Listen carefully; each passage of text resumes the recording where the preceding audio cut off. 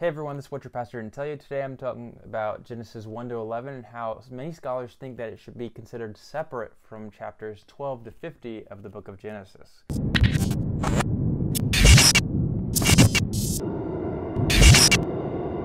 A lot of the content in this video is going to come from Dr. Martin Shields and his website, Shields Up, where he writes different articles about the Old Testament and the Bible. He's an Old Testament lecturer who did his dissertation on Kohelet, Ecclesiastes, but he also did his master's thesis on Genesis, which I will be interviewing on in an upcoming video. The specific article is genre variation between Genesis 1 to 11 and 12 to 50.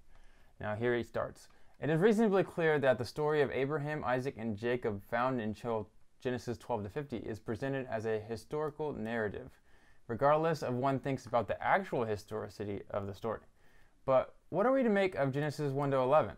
Would the original audience have understood these chapters in the same way as the later chapters? The question is relevant because if it is read as the same type of literature, then the events of the creation, fall, flood, and Tower of Babel would have been understood as historical narrative in the same way as the remainder of the book of Genesis. However, if the original audience recognized that Genesis 1 to 11 represented a different literary genre from the following chapters, then there are grounds for reading these earlier chapters in another way. They may, for example, function as some sort of prehistory, which should not be treated as precisely historical as the latter accounts. Now, it turns out there are a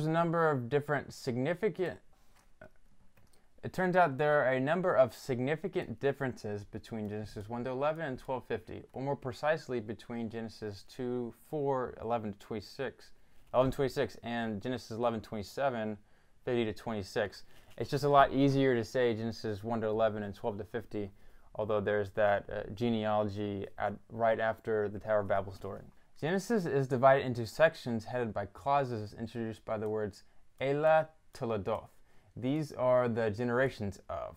Hence, there is a natural division in Genesis 11:27, but likewise there are earlier and later divisions. Consequently, taken alone, this just tells us no more than that if there is a change, then it is likely to be at Genesis 11:27.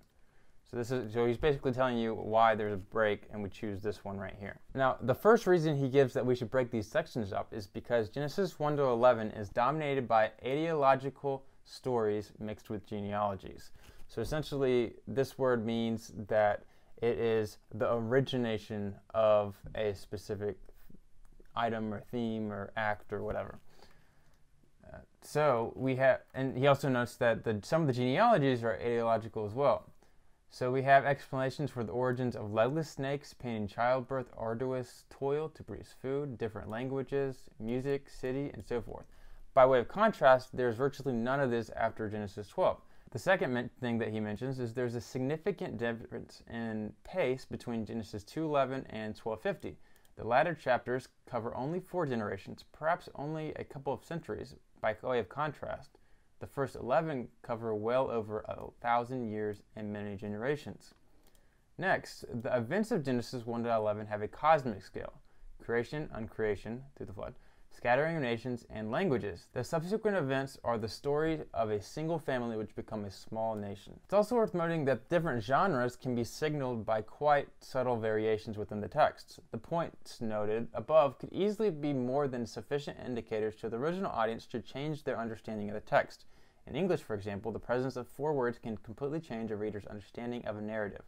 For example, just place once upon a time at the beginning of any text, and you'll see what I mean. And then he notes, the implication of these observations is that we must be aware of reading Genesis 1 to 11 as an unadorned historiography, and that there are indeed grounds for treating these chapters differently to that which follows. In addition... Yeah, I think that for me personally, the best way, and I've shared this on the Disciple Dojo podcast, the best way to understand Genesis 1 through 11, as opposed to 12 through 50, is the beginning voiceover in the Lord of the Rings movie. It began with the forging of the Great Ring. 3 were given to the elves, 7 to the dwarf lords.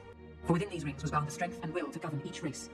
In the land of Mordor, in the fires of Mount Doom, the Dark Lord Sauron forged in secret a master ring to control all others. Where you have tons of information and you have whole epochs and millennia worth of events that are happening in this place called Middle Earth. But that's not really what they're trying to do in that opening voiceover on Lord of the Rings. They're trying to get you to the point where the story with Bilbo, Frodo, and Gandalf will start making sense. And I think that's what Genesis 1 through 11 is doing with Israel, the covenant, and the descendants of Abraham. And I will add that the text of Genesis 1 to 11 has other connections with Babylonian genre, tradition, or motive that just doesn't exist in the rest of the text. For example, the story of Genesis 1 to 11 has huge similarities with the Enuma Elish. The story of Adam and Eve parallels the Epic of Gilgamesh. As noted by Bruce Wells, the Babylonian temple practices were similar to what happens in the story of Adam and Eve, which is argued by scholars like Benjamin Kilgore, John Walton, and many more that the Garden of Eden is some type of garden temple sanctuary. The Genesis 5 genealogies parallel the Sumerian kings list. The sons of God in Genesis 6 parallel with the Babylonian Apkallu. Noah's flood with Mesopotamian flood myths. The obvious mention of Nimrod from Babylon in Genesis 10, as well as in Genesis 11, the Tower of Babel. Babel is literally an English translation for Babylon. Now, in addition, there is a semantic shift. So Genesis 1 to 11 is the story of how the world became corrupt. Then in Genesis 12, the mood completely changes. Abraham is the person who God calls to promise to make his descendants a great nation. Does this make us conclude that Genesis 1 to 11 is a genre like the Babylonian writings? Not necessarily. Does it make it myth itself? Not so fast. Does it mean Genesis 1 to 11 isn't historical narrative? Not necessarily either. Does it mean it's a different genre? Possibly, but it isn't enough to conclude either way.